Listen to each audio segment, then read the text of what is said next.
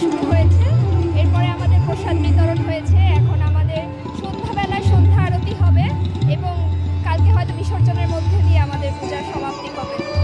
আর আজকে আসলে খুব উৎসবমুখরভাবে আমরা পূজাটা উদযাপন করতে পারছি। সবাই আসছে, সবার স্বতঃস্ফূর্ত অংশগ্রহণে আমাদের খুব ভালো লাগছে।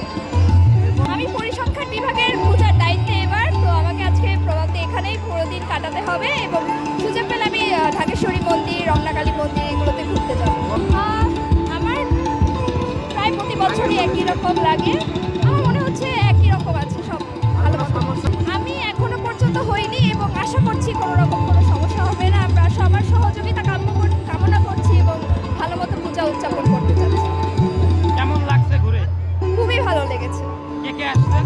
আমি, আমার পুরো ফ্রেন্ড সার্কেল, আমার মা, বাবা, ভাই, বোন সবাই এসেছে। আজকের দিনে বিশেষ কি এমনটা আছে আপনার কাছে বেশি ভালো লাগে? মায়ের বন্দনা সবচাইতে গুরুত্বপূর্ণ একটা কাজ, এটাই সবচেয়ে ভালো করে উদযাপন করা হয়। এরপরে সন্ধ্যা আরতি একটা খুবই এক্সাইটেড ইভেন্ট হবে। দেবীর কাছে কি চেয়েছেন? অবশ্যই বিদ্যা দেবীর কাছে বিদ্যার ভান্ডার চেয়েছি, যাতে আমাদের পুরো দেশের সবাই সুস্থ থাকে, সুন্দর থাকে এবং আমাদেরকে যেন বিদ্যার ভান্ডার দেবী দিয়ে যান, এটাই চেয়েছি। কি নাম আপনার? ঐশ্বর্য বসাক।